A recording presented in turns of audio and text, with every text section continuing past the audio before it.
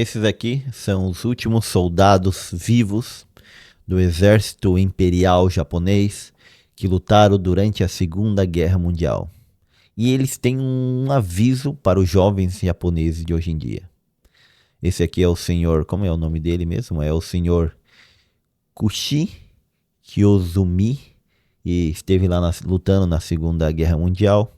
Ele tem hoje 97 anos e sua vida encerra uma história dramática marcada pela guerra mais mortal da história. Aos 15 anos, Kiyozumi tornou-se marinheiro, o marinheiro mais jovem a bordo do I-58, um submarino de ataque da Marinha Imperial Japonesa, que nos últimos dias da Segunda Guerra Mundial, ele navegou pelo Oceano Pacífico e torpedeou 6 navios aliados, incluindo o cruzador pesado USS Indianapolis, que afundou. Ele serviu em um exército que cometeu atrocidades e uma marcha pela Ásia, enquanto o Japão tratava um conflito global brutal que culminou no lançamento de bombas atômicas sobre 2 cidades do Japão. No total, a Segunda Guerra Mundial deixou mais ou menos 60 milhões de mortos em todo o mundo. Mas os veteranos que permanecem vivos, como o Sr. Kyozumi, não eram os almirantes, generais, comandantes ou que faziam os planos imperiais. Eram jovens marinheiros e soldados de infantaria. A maioria ainda era jovem quando foi enviada para campos de batalha distantes, muitos deles adolescentes, da Índia ao Pacífico. Só alguns foram abandonados, alguns foram abandonados nas selvas para morrer de fome ou deixados para carregar segredos obscuros após a queda do Império. Após a rendição do Japão, em 15 de agosto de 1945, eles retornaram a uma nação derrotada, que demonstrou pouco interesse em seus sacrifícios, ansiosa para deixar de lado tanto as memórias dolorosas quanto as perguntas incômodas sobre sua agressão durante a guerra. Kiyozumi viveu uma vida tranquila, trabalhando para uma empresa de serviços públicos, instalando os cabos elétricos que ajudavam a dar vida à reconstrução do Japão. Com o tempo, seus ex-companheiros de tripulação morreram, mas ele raramente falava de suas experiências durante a guerra. Sou o último que sobrou. À medida que se aproxima o 80º aniversário do fim da guerra, o número de veteranos que sobreviveu diminui rapidamente. Em março, apenas 792 veteranos da guerra japonesa ainda recebiam pensões do governo, metade do número do ano anterior, porque tem que ter uma boa idade para chegar nisso daí. Né? Hoje, seus anos se aproximam dos 100, quase 100 anos, e com eles se vão as últimas memórias vivas dos horrores e provações, mas também de coragem e sacrifício. Histórias poderosas que têm um significado especial agora que o Japão está fortalecendo seu exército após décadas de pacifismo. E, incrivelmente, a Alemanha também voltou a fortalecer o seu exército. O que será que pode terminar com tudo isso daí? Aqui está o senhor, como se é o nome desse aqui, é o senhor de Kishine Ozaki, esse senhor, que aqui está a foto dele quando serviu, praticamente um adolescente, porque tinha 15 anos em 1943, quando se alistou, como era de se esperar da maioria dos jovens quando a maré da guerra se voltava contra o Japão.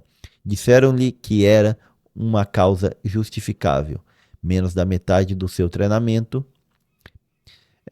para se tornar operador de rádio, passou ali, quando estava na metade do seu treinamento para se tornar operador de rádio, Ozaki foi repetidamente enviado para Filipinas, onde os americanos haviam chegado para tentar recapturar sua antiga colônia japonesa. A força japonesa estava mal equipada e mal preparada, e sua derrota não tardou em chegar.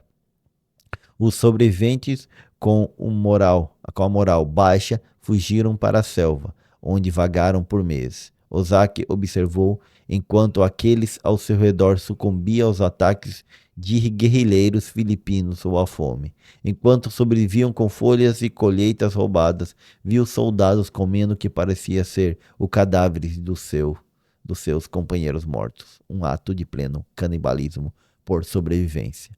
Após a guerra, ele retornou ao Japão, onde fez a carreira em uma empresa de componentes elétricos, chegou ao cargo de executivo.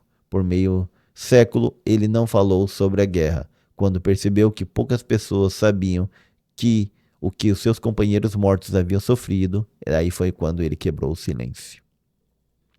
Agora, aos 97 anos, Ozaki ainda sonha com aqueles que ficaram para trás, aqueles que foram informados de que estavam morrendo pela glória do império, mas foram enviados para a batalha sem esperança de vitória. Em seus últimos suspiros, ninguém clamou pela longa vida ao imperador. Mas eles chamavam pelas suas mães, que nunca mais veriam. Que duro, hein? Que dura é a guerra. Esse aqui é o senhor Hideo Shimizu, que serviu na unidade 731, uma unidade secreta, talvez. Por mais de 70 anos, Hideo Shimizu permaneceu em silêncio sobre os horrores que vivenciou. Ele não sabia muito sobre a guerra, quando em 1945, aos 14 anos, foi forçado a se alistar em uma brigada de jovens. Como era destro, interessante, um professor recomendou para uma missão especial. Existe poucos japoneses destros, seria isso? Após vários dias de viagem de barco e trem, Shimizu chegou a Ambi, na Manchúria, controlada pelos japoneses, onde soube que se juntaria à unidade 631, um grupo secreto dedicado ao desenvolvimento de novas armas. Então vamos ver algumas coisas que eles faziam. Inicialmente, Shimizu dissecava ratos. Que experimentos faziam aqui?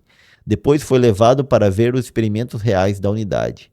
Ele nunca se esqueceu do que viu. Civis chineses capturados e soldados aliados preservados em formalina, com os corpos abertos ou cortados em pedaços. Eles haviam sido infectados com bactérias e dissecados vivos para observar o efeito em tecidos vivos. Quando a guerra terminou, sua unidade escapou do avanço soviético, retornando às pressas para o Japão, onde lhe disseram para nunca mais falar sobre o seu trabalho. Mas imagina só, né? Não é uma coisa muito divulgada, a gente sempre vê as coisas que foram feitas na Alemanha, mas do Japão aqui, pelo menos no Brasil, é pouco divulgada. Shimizu obedeceu, apesar dos pesadelos constantes, e começou uma nova vida administrando uma pequena construtora. Em 2015, ele acompanhou um parente ao museu onde estava exposta uma fotografia da base 731. Quando começou a explicar os prédios em detalhes, o curador do museu ouviu a conversa pública. Agora, com 95 anos, Shimizu convenceu a falar mais publicamente. Agora, aos 95 anos, Shimizu está tentando combater as negações sobre as atrocidades da unidade 731 que estão proliferando na internet. Então, tem um monte de gente na internet do Japão dizendo que isso aí é mentira. Para ele que esteve lá, no meio disso tudo, fazendo isso. Só os mais jovens ficaram, disse Shimizu sobre os que sobreviveram da unidade. Quando partimos, as pessoas vão esquecer as coisas terríveis que aconteceram. E é bem provável que fique glorificando, dizendo que não é tudo isso e tal. Tseu Sato, senhora que era quando era jovem, disse: crescendo com uma das 12 crianças que nem sempre tinham o suficiente para comer, Sato deixou esta vila em 1940. Era a vila de Ozonogo, na província de Niigata, para se juntar ao exército, então, em 1940. Nossa, ele tem 105 anos. Olha a cara do velhinho de 105 anos aqui. Tá bem, 105 anos. Tá bem.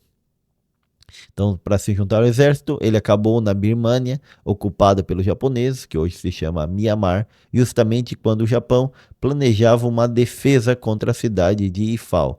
Do outro lado de uma cadeia de montanhas na Índia, então sob domínio britânico.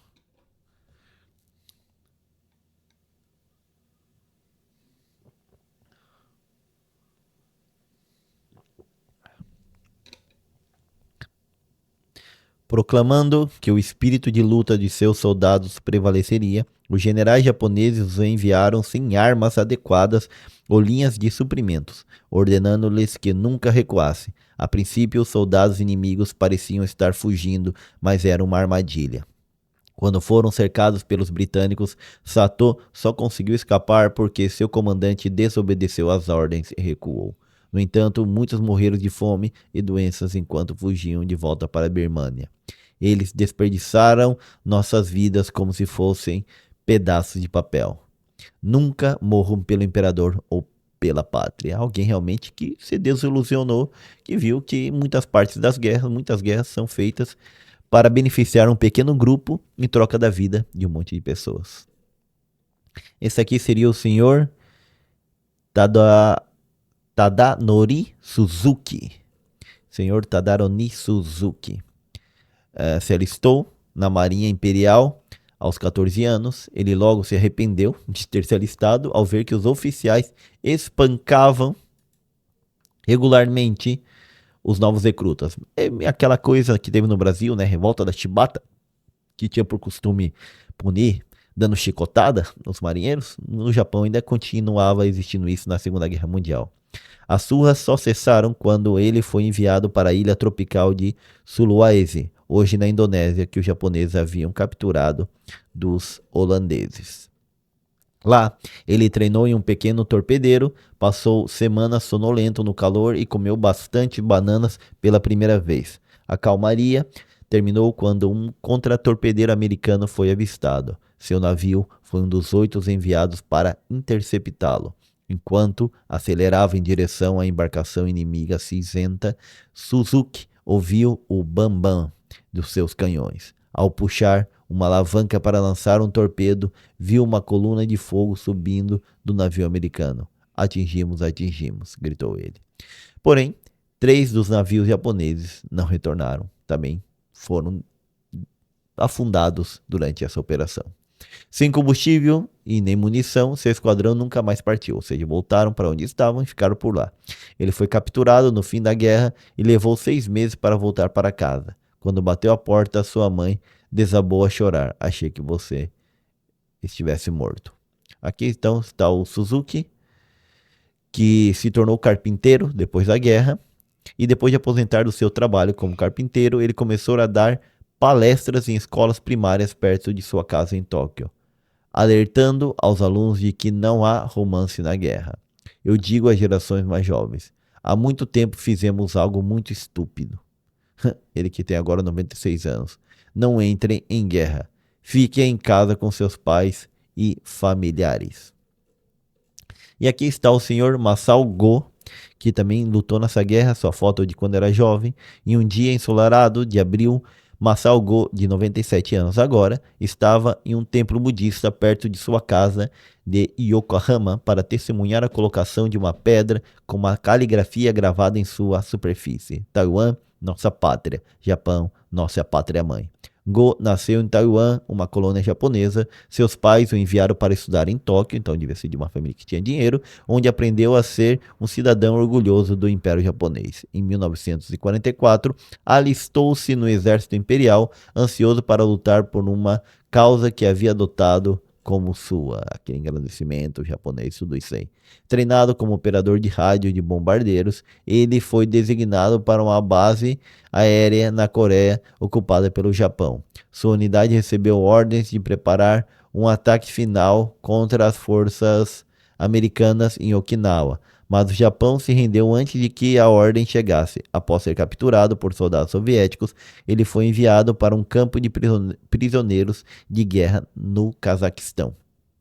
Quando foi libertado, 2 anos depois, Taiwan já fazia parte da China. Lembrando que teve as brigas e tal, a China tomou aquilo ali, aí tem o Kuomintang, depois vem o Partido Comunista e deixa Taiwan de fazer parte do Japão e passa a ser parte da China, depois só do Kuomintang. Então Go foi para o Japão, onde se tornou banqueiro na movimentada Chinatown de Yokohama. Durante anos, ele ocultou o seu serviço militar. Agora ele manifesta, preocupado com a possibilidade do Japão e Taiwan enfrentarem uma nova ameaça, dessa vez da China, que busca expandir o seu domínio na Ásia. Ele ergueu a pedra fundamental que homenageia aos 30 mil taiwaneses que morreram lutando pelo Japão na Segunda Guerra Mundial. Para lembrar o Japão de sua conexão com Taiwan, agora é uma ilha autônoma que a China promete recuperar a força. Uma ameaça a Taiwan é uma ameaça ao Japão, disse Go. Estamos unidos pela história. Bom, voltando na história ali do senhor do início, o Kyuzumi, e sabe o que vai acontecer? Ele vai estar naquele barco, o marinheiro ali está naquele barco que eles torpedearam e derribaram um barco. Aquele barco tinha 1.200 marinheiros, 300 morreram, o USS Indianápolis, só que era o barco que levava as peças das bombas atômicas da ilha de Tianjin para as grandes cidades japonesas que seriam atacadas depois. Era uma guerra, disse Kyozumi.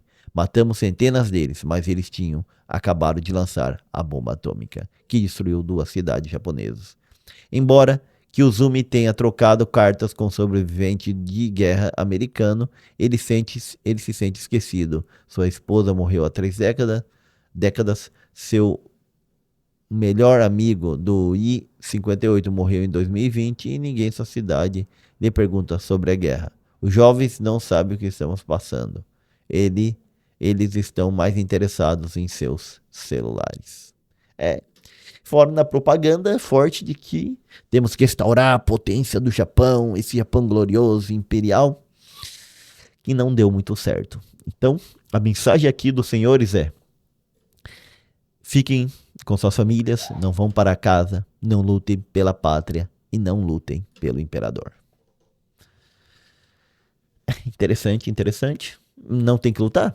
Depende da situação, né? É claro que ali são soldados calejados, soldados que não tiveram uma boa experiência com a guerra. Não é que nenhum tenha, mas nesse caso nem a causa deles era justa.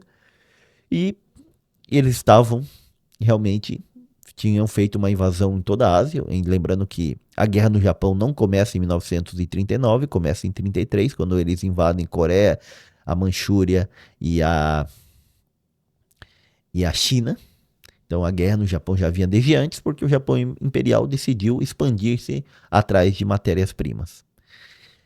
E era extremamente brutal nessa expansão, extremamente destruidor. Tem muitas marcas que deixaram na China, na Coreia e em outros países. E quando atacaram os Estados Unidos, aí tiveram a potência americana contra eles. Algo que eu acredito que foi um erro estratégico, mas que acabou custando toda essa perda deles. Talvez, senão, eles estariam contando outra história. Ainda bem que perderam. Mas a mensagem fica, né? A guerra não é algo fácil, não é algo bonito. Eu sou o professor Gessa Santiago, aqui fazemos análise, ou lemos comentários da política nacional e internacional, e tratamos de analisar tudo isso sem ideologias e sem políticos de estimação.